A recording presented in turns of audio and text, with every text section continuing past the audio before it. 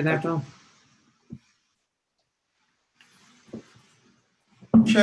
hello everyone. My name is Bill Flinoy. I'm the chair of the Economic Development and Employment Committee. Okay, I'm calling this meeting to order and recording may begin. I believe it's already started.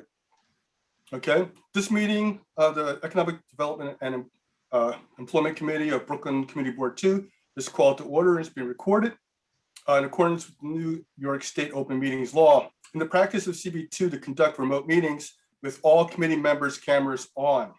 Public attendees are also encouraged to leave their cameras on, particularly if you're given the floor to speak. All attendees, please keep your microphone muted when you're not speaking.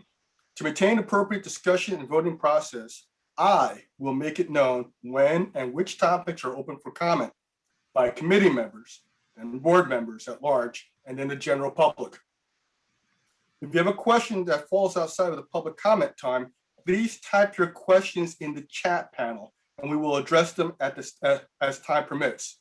But you may also email the district office at any time outside of these meetings. We are committed to providing access to all of our neighbors, regardless of physical or ability or limitations. If you require accommodation or assistance for full participation, please contact the district office 72 hours before any public meeting. Okay, the committee secretary will now conduct a roll call. Members should speak their name with their camera on. Catherine? Hey, everybody. All right, we've got Chair Bill Flinoy. We've got Vice Chair Denise Peterson. I see you, Denise. Catherine Gilman, myself. Latrell Musso. I see you, Latrell. Oleg Geyser. How you doing, Oleg? Oh, good. Lindsay Einhorn. I see you, Lindsay. Kate Yearwood-Young. Hey, Kate. Oh, you have Jessica Latrell also? Yes, have Latrell also. Jessica Krejci, I don't see yet. Ronald Cohen, I do not see yet. Maisha Morales, hey. Cleanina Medley, I do not see yet. Celeste Staton, not yet. And that is our roll call. Thank you, guys. Yes, thank you. So we do have quorum, however. Okay, perfect. Okay, with that, now I get approval of the agenda. Raise your hand, please. Okay, Ms. Peterson, okay. Ms. Yearwood-Young. Okay. Any opposition? Anyone oppose? Okay, let's go forward. Okay, then we get a chance to read the minutes from May 2021. Ms. Gilman has always done an excellent job. And once again, I want to say thank you very much. It was concise, to the point, and very clear. Any questions, additions, corrections? Okay, the minutes are accepted. Okay, we'll now go to the presentation stage in the meeting. Okay, and I want to let you know I'm very excited about this. ACCES-VR, did a little research on this. Nice. Okay, giving the presentation, and I am going to attempt to say your name. Okay, Miss Polishchuk? Yep, you got it. Polishchuk. Okay, excellent. Okay, she's the business relations person at ACCES-VR. The floor is now yours. Great. 1 second.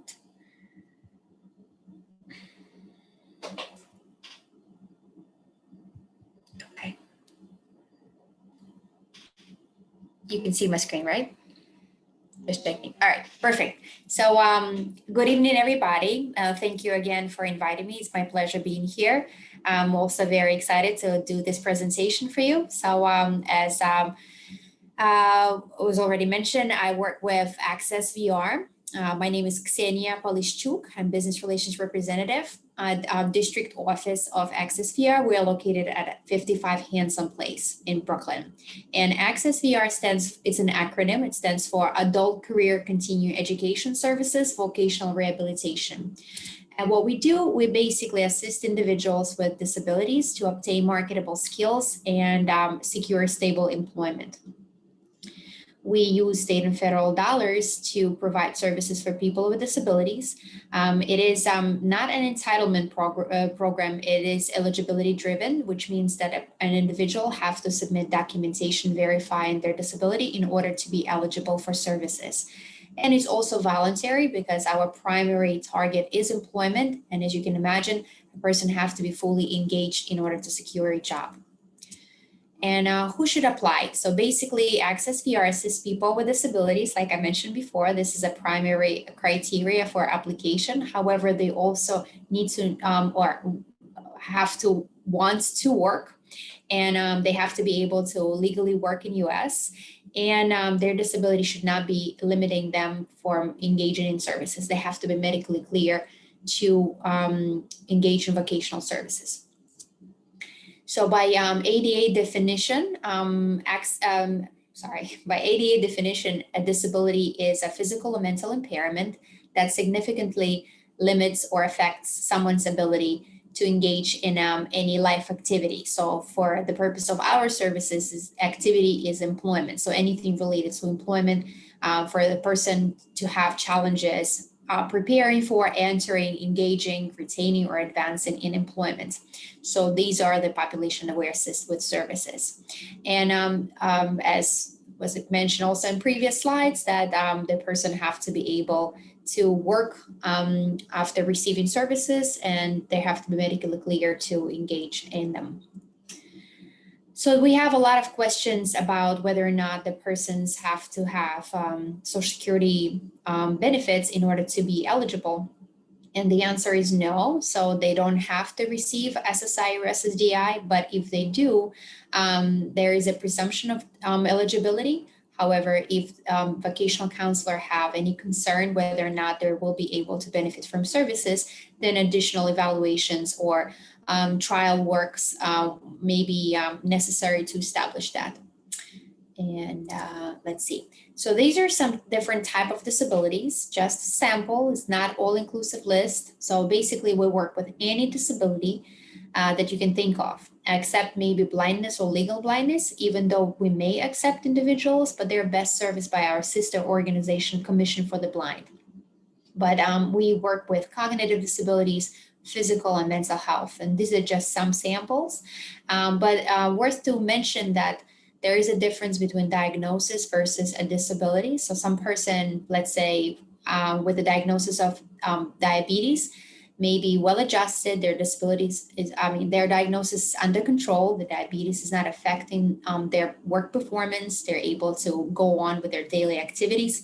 So the person, even though they have a diagnosis of diabetes, they will not be eligible for our services because it's not presenting a barrier for them. However, on the other end, if a person with a diabetes has their blood sugar out of control, they have a significantly limitation of in their stamina. For example, they cannot walk more than 2 blocks at a time or have to take breaks every 10-15 minutes to measure their blood sugar level, or they cannot walk up the stairs, or they cannot sit for a prolonged period of time. So these are the limitations that disability impose on them, so they will be eligible for our services. One question? Yes. Okay, if I'm a person who's physically disabled because of an automobile accident or a medical condition, okay, would I also be covered? For instance, a military who's been injured overseas. Sure. Okay, they're covered also. Yes, so basically veterans too, because I know that VA provides services only when it's 10% of injury was acquired in service, but for us, it doesn't matter. So as long as there is a documented disability, the person is eligible for services. And they may already be working and looking for career advancement, so in this case, we will accept them anyway. So because the primary requirement is that you want to work and you have a disability. So that means you're eligible for services. I'll go a little bit in detail, but then we can come back to your question if there is, if you have any further ones. So these are just a list of services that we offer. Again, it's not a price fix, so a person coming to apply for services not necessarily receiving all of them because the cases are managed individually. Counselors work one-on-one with applicants, and so the services are being determined based on individual need. So when a person comes in and they don't have any work experience, so they may require a whole lot of services before they're able to get a job, versus a person who have work experience and training and skills in the past may just need additional assistance in order to secure a new job. So they may require just job placement services. How services are determined, as I mentioned, so because it's a collaboration between counselor and participants, so participants' interests and aptitudes are taken into consideration, but as well as limitation and strength, and also with relation to job market and agency policy. So which means when a person comes in through the door and they're looking for a specific service, they may or may not be supported for it because the council looks at whole, like a lot of different areas. So if a person may have, for example, they want to become an auto mechanic, but their disability has significant limitations, they would not be able to perform the duties of auto mechanic. So even though it's wanted, it might not necessarily be supported, and the counselor will discuss alternative goals with them. And also if somebody's seeking for a career that may be not in the job market, bright future. So an additional counseling will be offered for the person to understand, either to select different alternatives, look at something that has a brighter outlook, or be prepared that the job search is not going to be so easy. We do have services that are not based on income and services that are based on income. So these are some samples. So basically, in order to establish eligibility, everything is covered by ACCES-VR. So it's not based on income. So anybody who comes through the door and they require any evaluations to determine eligibility, ACCES-VR can pay for that, as well as different career exploration, technology evaluations, any guidance and counseling, and job placement. But we do have services that are based on income. For example, training in vocational trade training schools or colleges. So college is not a goal, but it's means to a goal. So basically, if a person is requesting a college education, supporting college education, so that has to have a goal in mind, what the person can apply a college degree to. But sometimes we just assist with college books and supplies because tuition may be covered by FAFSA, or any maintenance like towards college living expenses, maybe tutoring as well. So modifications to home and vehicles, these are some examples, but the counselor will need to collect the economic information, the financial information, and if the person exceeds the economic need guidelines established by the agency. So in this case, either a contribution from the participant is required, or we may just offer additional supports. However, we may not be able to sponsor that. But it by no means it means that we're not accepting the person. So the person is eligible for services as long as they have a disability. It's just a matter of determining which services we can sponsor. And there's always guidance and counseling piece that can help a participant figure out which direction to follow. Since we are targeting employment as a primary goal, so our job placement services are extensive. So we offer a whole range of different, like a work readiness or job placement assistance, which may include different levels of depending on the personal need. If the person needs assistance with getting their interview skills or resume up to speed, or perhaps gaining some work experience through the community work or internship opportunities. So that's something that's also being offered. There's also job coaching and supported employment. So there is a difference, because coaching supports are for those who just require minor assistance in order to adjust to new work environment, versus supported employment for those who are more significantly disabled. So in this case, a coach goes with them to work site and helps them to understand the job duties by breaking them down into manageable pieces, or by modeling them, and so forth. But we also work with businesses. So our services are primary for individuals with disabilities, but we work with businesses as well. So collaboration could be beneficial, because we can help businesses to offset some of their recruitment costs by providing them access to diverse talent pool of pre-screened qualified candidates. We also can be local network we can connect them to local network of, because we are partner with DOL, workforce centers, community-based organizations, colleges, trade schools, other employers. So we could be a valid partner in this. We offer financial incentives because businesses who hire individuals with disabilities are eligible to claim state and federal tax credits, but we also have wage reimbursement programs that can help businesses to assess candidates, whether they're a good match or not, which I mentioned just a few seconds. And then we also have some disability awareness training that is offered at no cost to any stakeholders, which I will also talk about in a second. And by business engagement targeting adults and students, it means that we do engage, we host different events. We invite businesses to participate in events such as the National Employment Disability Awareness Month, which is happening in October, but we also have targeted recruitments or career fairs where businesses are invited to participate and they can recruit candidates through that. Or they can market themselves and market their openings. So businesses can list their job opportunities with us at no cost. So here, a little bit more about work tryout and on-the-job training. So these are meant for the businesses to assess basically risk-free whether the candidate is a good match or not, because when hiring from the street, a lot of times businesses are not sure if their candidate is going to stay, but they already invested a lot of money on onboarding them, recruiting them, training them. So in this case, collaboration with ACCES-VR, the candidates who are coming, they're basically offered 100% wage reimbursement for the period of tryout. So for the work tryout, it's up to 3 months or 480 hours. And on the job training, depending on the complexity of the tasks that individual is going to be trained on, it can last up to 6 months. So in this case, the business is getting reimbursed for the salary they pay to the individual. It helps the individual to demonstrate their skill sets. It's also helpful for those, for example, coming with a long work gap, or they're just changing the career field. So, and the employer may be on the fence and hiring them, but in this case, it will give them a little bit of an incentive to consider those candidates. And we've worked with a lot of businesses, and I know especially small businesses really appreciate a little bit of savings. So these are some additional business services where it could be job retention. If like right now, I'm working with an employer on 2 job saves.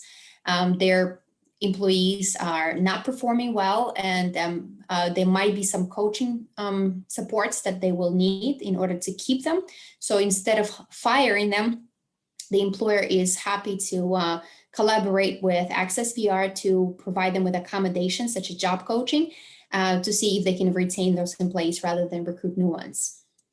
And these are no-cost ADA training. So our business relations team have been trained and certified by Northeast ADA Center. So we are certified to utilize their materials for any stakeholders. So these trainings are completely customized on different topics and also lengthwise, and it offered to any of the stakeholders, including businesses, HR managers, professional staff. It could be people with disabilities, educators, or people without disabilities, so general public as well.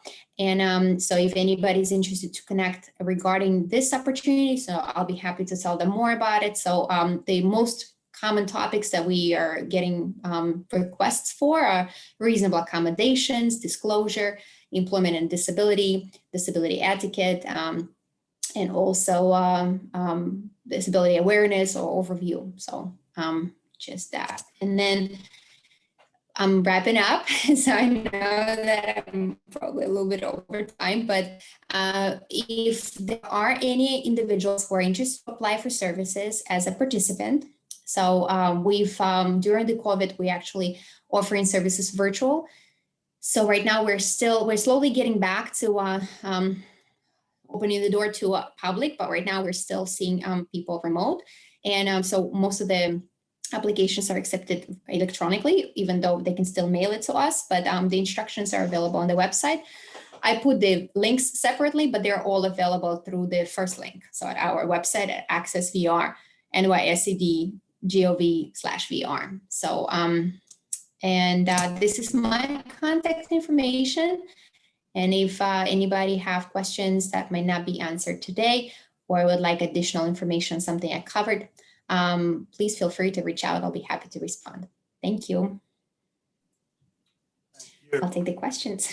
Yes, as I said, when I looked at your website and I saw just how many things that were available as far as services, I was truly impressed. I was truly impressed. It's a lot. I'm going to ask you a question. As far as the intake is concerned, how does that work? Especially now, because there's a lot of individuals who may not be able to access or process your application remotely right now. So how do you go about doing that right now during this period? So, so the counselors are trying their best because we follow this governor's orders in regards to opening the offices. So right now, we're still not open to the public, and we understand and recognize that it may limit some.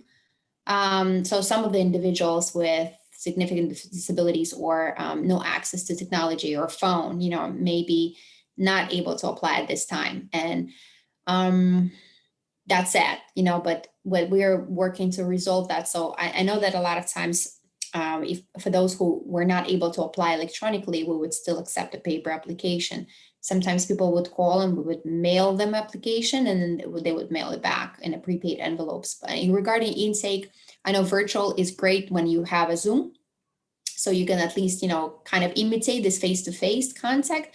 But if that is not available, people, counselors were just doing it by phone, and it limits us as well, because when you're doing an intake, it's not just the information you're collecting. So a lot of information is just getting, from perception, from communication, you're establishing rapport, and of course that piece is missing.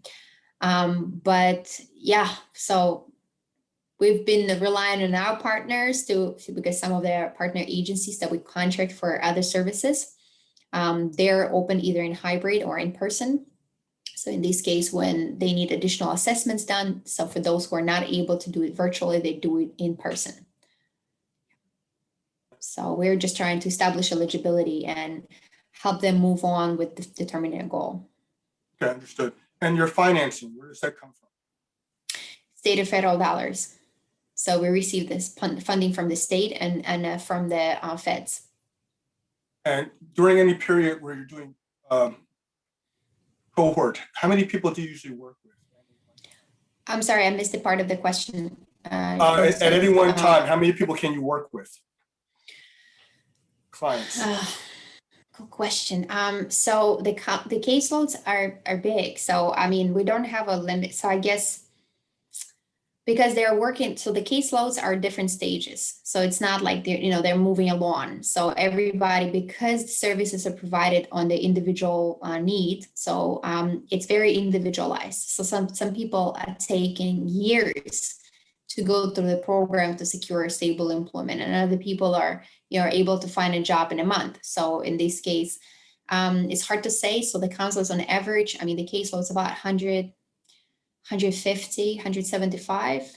Bronx has a lot more. So, but Bronx is also a very big borough, and then they're a little bit short on staff. So right now their caseloads are big, but so the target is to have about 175, but people are coming, people are going. So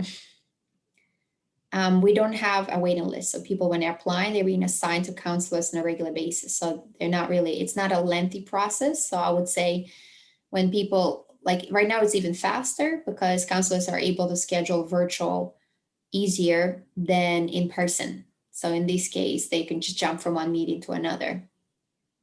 Okay, thank you. Committee members, you're free to ask questions. Just let me see who's asking questions. Yes, Lindsay. So I'm wondering if there was a specific reason that you are coming to the community board today, if there's any way that the community board can support the work that you're currently doing. I think that will be helpful if you're working with other community organizations and you feel that there is a need for people, seeking services. So I know that the numbers, I wouldn't say that like we really going and trying to market, but like I want to make sure that people who are looking for work, they know that the services are available. So I guess that is my primary goal, but also for business members, because right now a lot of businesses have been affected and they're trying to regain their workforce. So ACCES-VR can be that bridge to diversity talent, so which can, either help them to get their staff back, also have some incentives to help them navigate through these challenging times, but also meet their diversity numbers. So in this case, I guess on both ends. I'm wondering if you've connected with the Brooklyn Navy Yard Unemployment Career Center at all. They have some amazing resources and they might be a good hookup for you. Yeah, we're partners with them. So the Brooklyn Navy Yard, and then also workforce centers in Brooklyn. So we're good partners. So we're communicating, exchanging our job leads.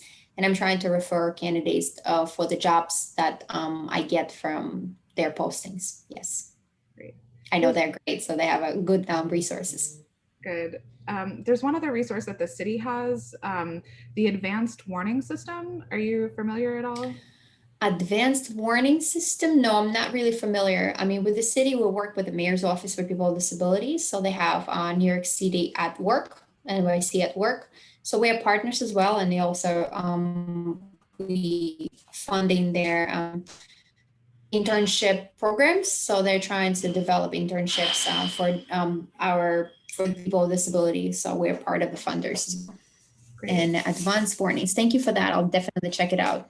So Taya just put a link in the chat, but it's a way that the city communicates with individuals who have disability and access and functional. I'm sorry, I'm tongue twisted today. So it's a way for us to provide communication and messaging in the event of an emergency or disaster for individuals who are receiving services through different organizations. So we provide you with links, resources, information, and we also conduct conference calls with groups who are members and it's two-way communication, right? So it's a way for the city to collect information on the way that individuals are being impacted by an emergency or disaster.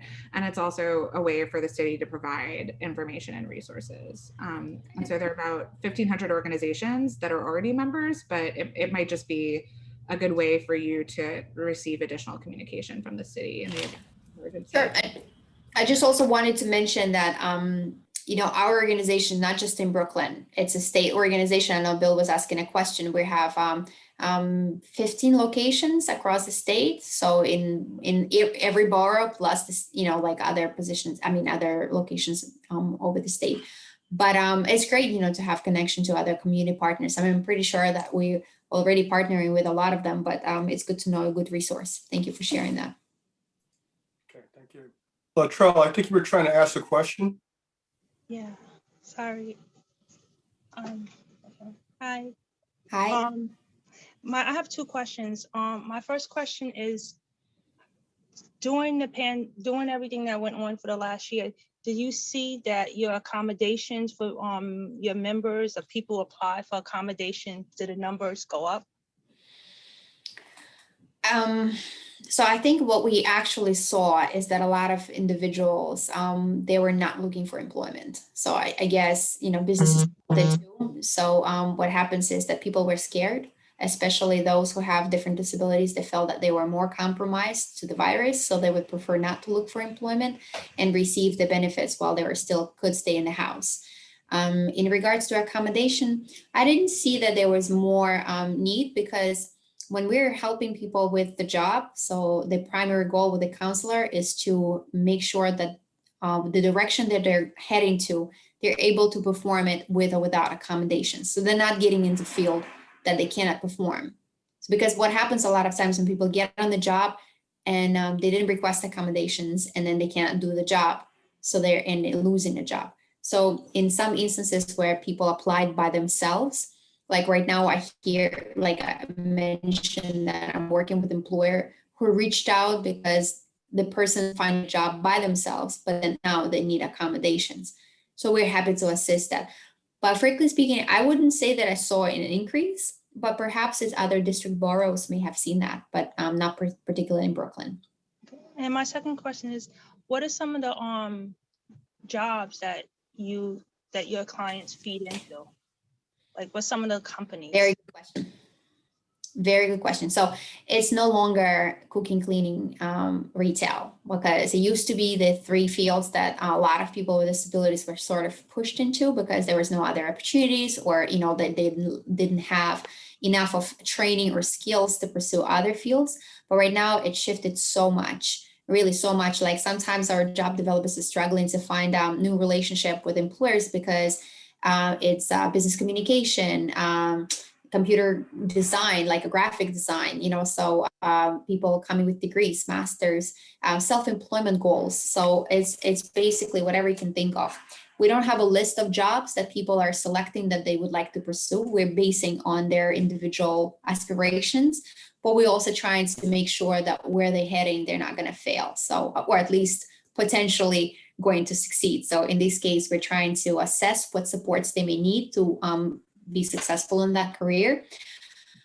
But if they're not a good match, then we'll discuss their alternatives. So the fields are very different, even though you're right. I mean, we still have a lot of percentage of entry level people pursuing, you know, jobs in, you know, retail and cooking and cleaning, home health aid, but it's just not limited by that. So we have, right now people are doing a lot of IT careers. So it's a lot of administrative and clerical, because some of the positions, like a lot of people want to work remote right now. This is what I noticed across the board. People don't want to go out, so they want to work remote. So what kind of job you can do? Work on the computer, work in the customer service. So right now it's been an increase of people pursuing this particular fields. But if you look on the average, on a normal day, let's say, so the careers are very, very broad. So, and your other question was, sorry. I have one more. Is the pay scale the same? When we're promoting competitive employment. So when people are looking for work, we're not marketing them as people with disabilities.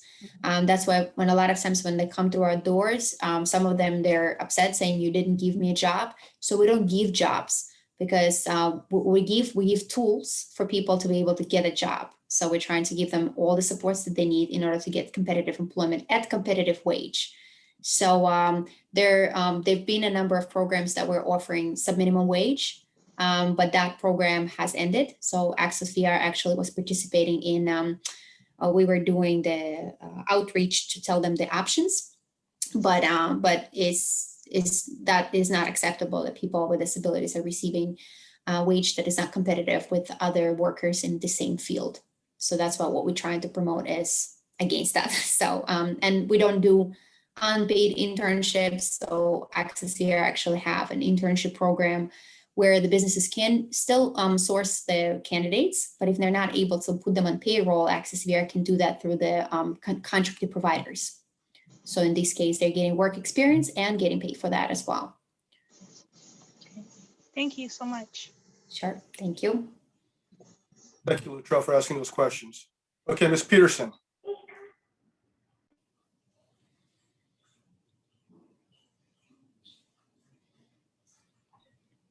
Hi, Peterson. good evening, everyone. I was trying to unmute myself. Good evening. So nice to see all of you.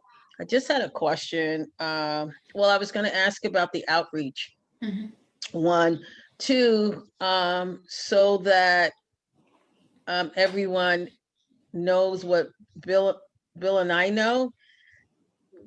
There's going to be some work done during the course of the summer to towards a September community employment and resource fair. And I think that this organization would be a great if they were able to participate. And so we will keep you listed as extending that invitation to you.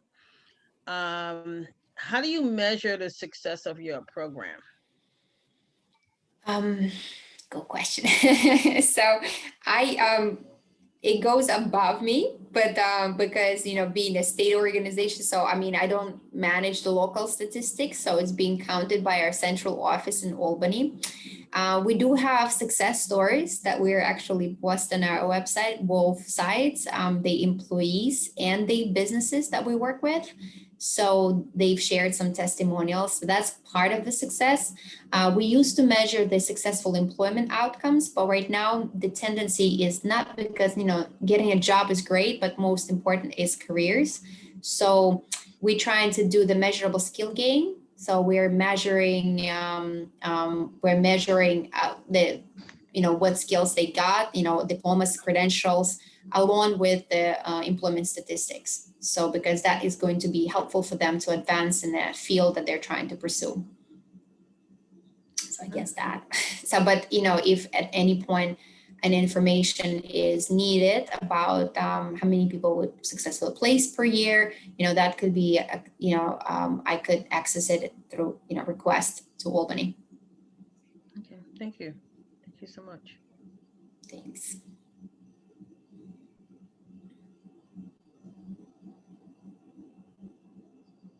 Sorry, Kate? Yeah, I'm sorry. I was on mute. Thanks, Phil. Thank you for the presentation. I just wanted to understand sort of how long you sort of stick with people after they gain employment and what sort of ongoing supports are available to ensure that they can succeed. Sure. Thank you. And before I answer that, I just wanted to come back to Ms. Peterson, because I know she asked about the outreach. Pre-COVID, we've been participating in a lot of community fairs, like similar to perhaps what you might be organizing. So I'll be happy to take part in that. So definitely thank you for extending the invitation. And to your question, it varies. So we do have guidelines established by our funders. So we have no more than 60 days to establish eligibility and no more than 90 days to establish a plan for employment. However, you know, that's no more, but, you know, in this case, that doesn't mean, so once the plan is developed, the person is able to get a job. So because people come from very different walks of life, different preparedness, different abilities, and different challenges. So it really depends, because application process is quite simple. So you can explain that as soon as you get your documentation verifying your disability, then we'll establish eligibility. So that's boom, done, right? But then if the person doesn't have any work experience, like coming, let's say a student or person with a long history of substance use who never worked. So they have no idea which career they want to pursue. So first, a diagnostic vocational evaluation is needed to establish, you know, help them with their career exploration, interest assessment, also assessment of their skills and limitations to determine a level of support that they may need. So then once the goal is developed, then, okay, does that goal require him to complete a training? So let's say, depending on the goal and the length of the training, so that adds to length of time. So let's say a locksmith training is 1 year long, right? So, or a person goes to 4-year college. So that's 4 years that we follow the case, at least, you know, because after they graduate from college, because college is not a goal, after graduation, that's what, you know, like becomes actual work. So after they have a degree, then we'll have to help them with gaining some work experience. Hopefully that happened during the college, but sometimes it wasn't. So they would need some work experience, preparation of their resumes, interview skills, maybe some mock interviews or what have you. So, and then they're trying to get a job. So once they place, so some people can stay with us for years. However, it's not granted that their case remains open, because it requires two-way communication. So if a person kind of falls out and becomes disengaged, so after several attempts to get them back on track, if the person is not responsive, the case will be closed and they will be encouraged to reapply once they are ready to, you know, start over. So it's not a limitation of how many times they come back. So it's as many times as they need to. But each time when they are reapplying, obviously the question will be, what happened previous time? How this time will be different? A lot of times there's also a misconception. People think of us as training agency that we pay for everything. So they come and they try to receive different trainings in different fields without any idea that, without actually any interest to go to work. So that's not going to happen either, because right now, especially with the budget restraints, so once they got marketable skills, we would like to focus on employment. So, but yeah, the length is, I would like to say that, you know, this is it, but it's different for everybody. Thank Sorry, you. it wasn't really, you know, a definite answer, but, you know, I hope I got you the idea. I think you hit all the points that we're interested in, quite honestly. Okay. Great. Because I was curious also, if a person came in, trained, and found out the job they trained for wasn't suitable for them, then they would come back and then train for something else. Sometimes when a person comes in, well, it requires a justification, yes. But, you know, a lot of times a person get trained, right? And then something happened and they're not able to stay in that field. So a lot of times it's not just because they don't want to, but there has to be something more solid. Why? Like, for example, a person comes with a substance use history, right? So they got trained and then they realize that it triggers them back to substance use. So they can't really stay in that field, even though they completed the training, they really had a genuine wish to work in their field, but, you know, it leads, you know, it's against their disability. So in this case, we would not, you know, we would help them to retrain in another field. Or a person developed a complication, you know, like, for example, a person got trained in construction and they hurt their back. So they're coming back to us and we'll retrain them in something else. So yeah, absolutely, that's possible. So pretty much everything is possible with the justification. But we have to, because since we're using the state and federal dollars, being a government agency, so we're required to have justification for every dollar spent. Thank you. I was surprised that you consider addiction a disability. It has to be pointed out that it has to be in recovery. So a person cannot be active user because it would not fall under the ADA protection. So, but yes, if they had a history of substance use, but they're currently recovery, considered to be a disability. Okay. Are there any other questions from committee members or from board members or for anyone here is currently present? Okay. Thank you very much. Is it possible for you to send us some information about your organization that we can actually post to our resource? I'll ask that, but what kind of, would you like a flyer or like a brochure or something? Because the reason I didn't really share the PowerPoint is just because we're in the process of updating it, so it makes no sense to be sharing it. Just want to make sure that it's stay up to date. So right now the information that is posted on our website is current. That's why I made the links. But would the flyer be fine, or like what kind of? I'm going to suggest that you reach out to Taya, and Taya will give you an idea of what we actually would want. Thank you. And before I finish, I just wanted to also thank our partner, Oleg. You know, he also basically introduced me to your community committee and fostered that invitation. Thank you so much. So Oleg is from BCS, which is our partner organization as well. Thank you. Thank you. And I appreciate the fact that you managed to reschedule and come back, because it's very informative. And I appreciate very much you taking the effort to do that. Wonderful. Thank you. Thanks a lot. We will now continue with the committee. If you wish to stay and listen in, you're more than free to do so. Thank you. I will. Okay, excellent. Okay, next on the agenda, committee discussion of the FY23 Statement of District Needs and Budget Requests. I'm going to turn this part over to both Kate Yearwood-Young, to Catherine Gilman. Sorry about that. Okay, and Lindsay Ihorn. Okay, whoever wants to start off, because you two of you have been working on this, and just want to give us an update on what you've actually done. Yeah, I think I'm gonna share my screen real quick to show everyone this beautiful spreadsheet again that Taya made. Okay, so a couple of things. So we have this beautiful spreadsheet that Taya's made. And actually I just realized you can see, okay.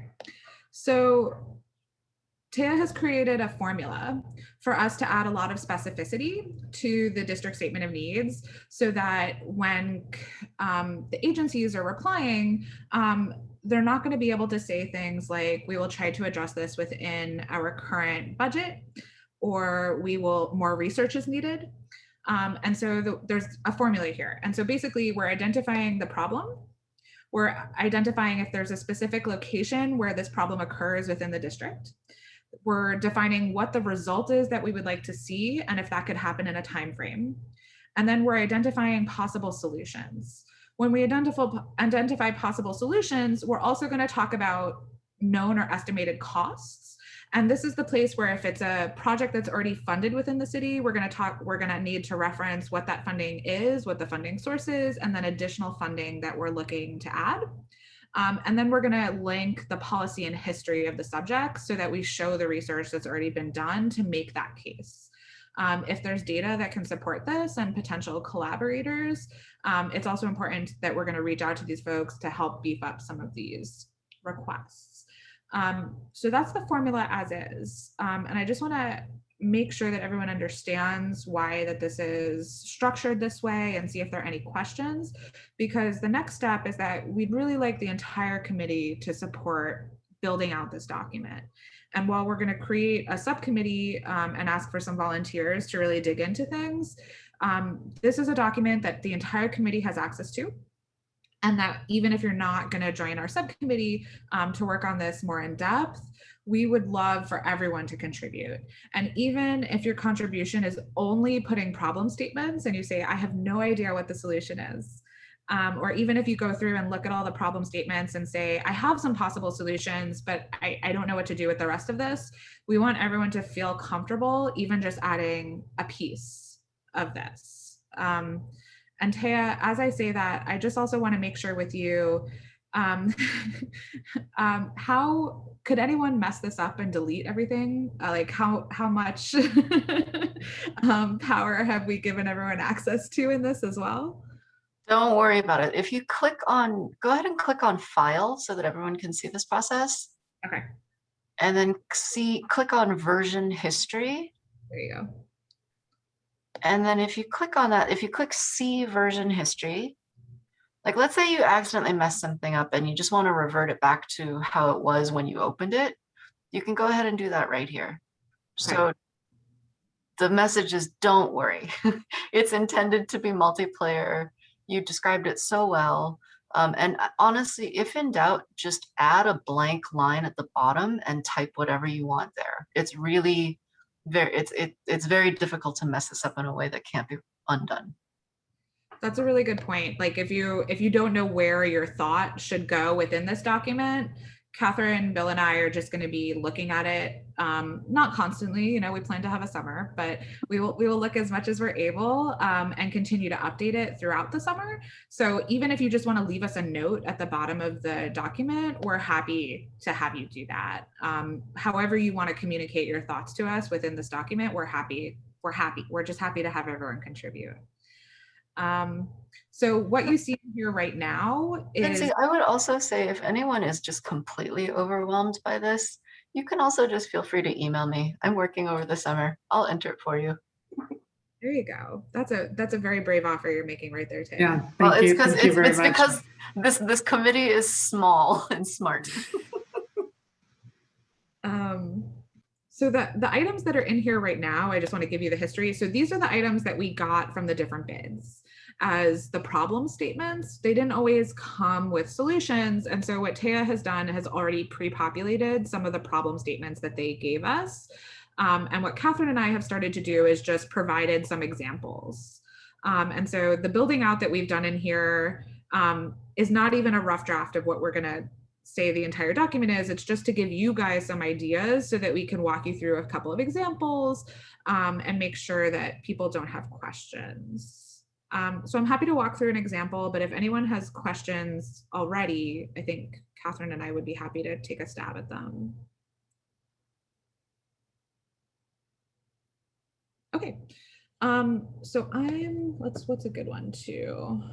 I think the DHS one is a good one. That's great, and I'll keep taking notes as you lead this, Lindsay. Okay. or even the food truck regulation. Okay, so Dumbo and Atlantic Ave bids had talked about the food truck regulation, that they're unclear, poorly understood by both residents and vendors, and poorly enforced, and that this is a source of a lot of complaints with their customers. And so I don't know if you guys recall, but not last year, but the year before, there was a piece of legislation, and we heard from the bids and we heard from the food truck vendors, organizers, and we wrote a lot of recommendations to the city council on how we thought they should beef up their current legislation, which actually passed about 3 months ago. So we have a lot of history with this issue that we can contribute to the conversation about ways that we could address the issues that they're still facing. One of those, of course, is just publicizing the new legislation, right? And so that's one of the things that we really maybe want to talk to SBS about, is a marketing campaign to explain the new process. And so in addition to that, I basically took all of the recommendations that we had put in the letter to city council and put them in here as the history of the issue in terms of some recommendations that didn't make their way into the new legislation. Not all of these are fundable. And so the next piece of this is to take out the things that are just advocacy issues or things that could be done within the current program, and really look at things that need to be funded, and make sure that they're all fundable things within the district statement of needs. And so this is something that's not complete. That is just a list of ideas at this point that will be further built out in the weeks to come. Whereas we have one here. Sorry. Okay. So local businesses and employees are on the front lines. They're expected to manage any situation that walks through the door. COVID has magnified all of the city's ongoing problems with homelessness, substance abuse, mental health issues. And meanwhile, the city continues to lack appropriate responses and falls short of providing alternatives to police intervention. Lindsay, Yeah. Could you close that version history panel? I could try, but I have to tell you, I'm not entirely sure. Oh, that's okay. Maybe just click off of it. Nope, no problem. Whoops. No, didn't mean to derail you. All good. No, it's fine. It is making the screen smaller for everyone. Click back arrow in the upper left. There you go. Beautiful. Thank you. No, thank you. So this is one where we know what the result we want is, right? We want resources that are advertised to people when there's an emotionally disturbed person call that's not a 911 resource. So we want an escalation protocol, right? We want a series of resources that are available to local businesses and individuals that escalate to 911 that don't start with a 911 call. And so part of that is educating folks about the resources that already exist. And one of those things is the DHS Homestat program. And so it is a phone call to 311 or creating a ticket within the 311 app, and they will send out a street team. Now we know that this is not the end all resource, right? Number one, they don't have enough street teams to make these calls in a timely manner. And we don't know that, and this program has not been well advertised as an alternative to calling 911. So there are a couple of ways that we can build this out to make it that it's a more accessible program to businesses in our district. And so this is one of the ways that we want to address this problem that's been articulated by the bids. Okay, so this is just 2 examples, but I'm going to pause again for any questions. I think we're good with the examples. Yeah, we're done. That was just 2 examples and we're done. So the other thing that, so here's next steps. So we're looking for 2 people to volunteer for the subcommittee. So if anyone's interested, this would be a good time to talk about it, or if you want to reach out to Bill afterwards. The plan is to meet twice over the summer to review and build out the spreadsheet further. And so the time commitment is 2 meetings over the summer, as well as some independent research and work on the spreadsheet. anybody who's interested can just reach out to Bill afterwards. And then the last thing is, Kate, we also wanted to talk to you about how some rental assistance might fit into this, and if you specifically were interested in or already working on that, or if we should consider that work for the subcommittee. Can you elaborate a little bit on that, Lindsay? Sorry, Kate Yearwood Young. Kate Yearwood Young. Okay, got it. Yeah. I was like, I don't know if that's mine to hold or Kate's. So tell me. So Okay. Kate's working on the AMI white paper still, and so I wasn't sure if that was going to spill over into district statement of needs at all. Sorry, someone is throwing a little tantrum. Yeah, I think that right now, I don't know if that specific idea is going to be in the scope, because we sort of have to like re-engage on that, but I think it's worth putting here, and then we can always sort of harmonize, you know, not to double the work or anything, but. Okay. So maybe we can touch base at some point over the summer, and if there are thoughts that you've already had, we can help. Well, Lindsay, let's let that move on to land use. Okay, so because that's actually in the purview of land use. Okay, so let's let them work on that also. Okay, I don't want you to take on too many things. We have a lot of things we're taking on already. So let's let land use handle that, and I will meet with Kate also and discuss that, because one of the things that's was approved, okay, by last year's statement of district needs was the AMI. We're looking to do something about that. Okay, so we'll continue working with that, and I'll discuss that with Ms. Yearwood. Now, one other thing I want to mention, oh, and by the way, thank you so much, Lindsay, okay, and Kate, you guys have done a phenomenal job, okay? I'm really impressed with all the work you've done, okay? And I'm looking forward to our end product. I think what we've been doing is will help the other committees also follow our lead. And I will say that. So we'll see what happens. Okay, now also to go over the district needs, one of the things I've noticed is of all the things that we requested, okay, last year, every single one of them got a yes. Okay, only one was not appropriate because it was already funded. Okay, so one of the things that we requested was already funded, and that was the request for provide commercial lease support for businesses, okay, for business owners. That was approved and already funded. But everything else we did, including capital requests, were approved. So I just want to say to the committee, well done, well done. Now, there are some things that we did not get moved on to the requests from the district office. Okay, I've asked Lindsay to look that over, the things that were not added, and see if those are things that we want to take a look at going forward. Okay, so we'll take a look at that. And other than that, anyone who's interested can meet, okay, give me a call and we'll go from there. Okay, now with that, okay, sir, any other questions, any other talk, anything else that people want to discuss with us? Okay, if not, I'll move on to chairperson's report. Okay, as far as the chairperson's report, currently right now, I believe there's going to be a discussion, okay, about job resources next week.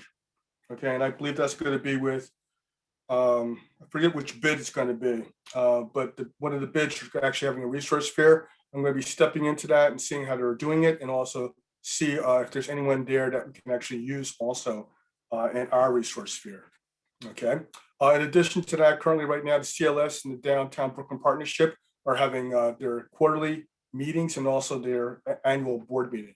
Okay, I'll sit in on that and basically see what happens from there and see if there's anything we can do as far as big suggestions. They were here at our committee meeting, so they heard what everyone else is doing. I think they're going to be a lead for all the other other bids. Okay, but the thing is, I think everyone basically heard what everyone else in the bids were concerned about, and I think that's going to basically have them all come to a consensus about what the actual district needs as far as all the bids are concerned. So I think it's approval. That's a good thing. At the exec meeting, what I'm going to ask also is if all the chairs and co-chairs can get together within the next couple of days to actually discuss, okay, the different requests from all the different committees. It would be a good idea if we can all be on the same page and actually work together to strengthen our requests.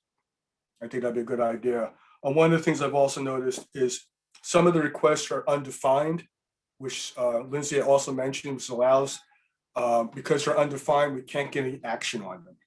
And we can get have the requests defined more clearly, there's a good chance that we'll get actual better responses, okay, for them.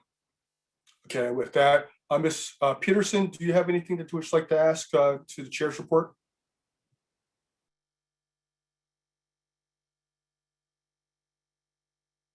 Okay. No, I just, I made a quick mention in that Bill and I, and we will determine what's a good date and time to open it up to those who are interested, hopefully are still interested in the community resource and employment fair. Once we go back, well, Bill and I are going to have a conversation. We will open it up to everybody. And we will also need to talk back with the Brooklyn Navy Yard again. So just stay tuned. I would only ask that for those who I sent emails to, if they would respond to the email. If I ask what's a good date and time, or if I put out a couple of dates, hopefully everybody would be able to respond. It's going to have to be, the work is going to have to be done in planning during the course of the summer in order for there to be a fair in the fall, in September. That's what we're looking at right now. So we're just going to pick up and continue, but Bill and I first need to get together and look over some documents, and then we go from there. Okay, thank you, Ms. Peterson. Okay, with that, I'll end my chair's report. Is there any other committee business that anyone wishes to bring up or discuss?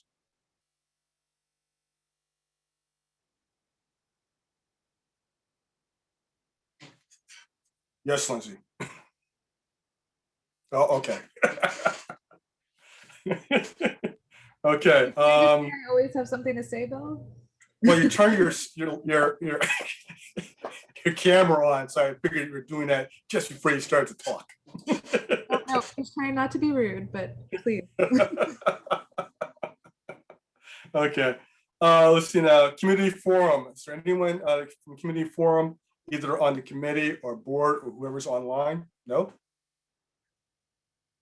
Okay. I would like to. I don't know if everyone's gotten their responses for the board elections. Okay, sorry, not elections, the board registration as far as being approved again for next year. Okay, hopefully everyone did. Okay, I know I'm still here. Okay, okay, but what I like to say basically is, depending on that, we may have some people who we will lose. I know of one person already. Okay, who has resigned, and I hopefully will have another board member who's going to be joining our committee. Okay, as far as everything else is concerned, I don't know what's going to happen until the overall chair, Mr. Singletary, decides who's going to be here and who's not. Okay, it's his decision. Okay, if you actually listened into the full board meeting, he actually mentioned that there may be some shuffling. Okay, that's already been done at the land use committee. Okay, so just keep that in mind for this committee or any other committees that we have at the board. Okay, if he tries to take any of my key people, I will riot. Okay, with that, I'll accept a motion to adjourn. Ms. Peterson? Ms. Yearwood Young, Ms. Gilman. Okay, with that, it's not quite yet time to say enjoy your summer. Okay, those public members, I will say that to you. Okay, but board members, we will meet again. Okay, so thank you very much. I am very proud of this committee. Okay, and I appreciate all the work that everyone's done here. Okay, thank you. Okay, and with that, be safe and have fun. Thanks, guys.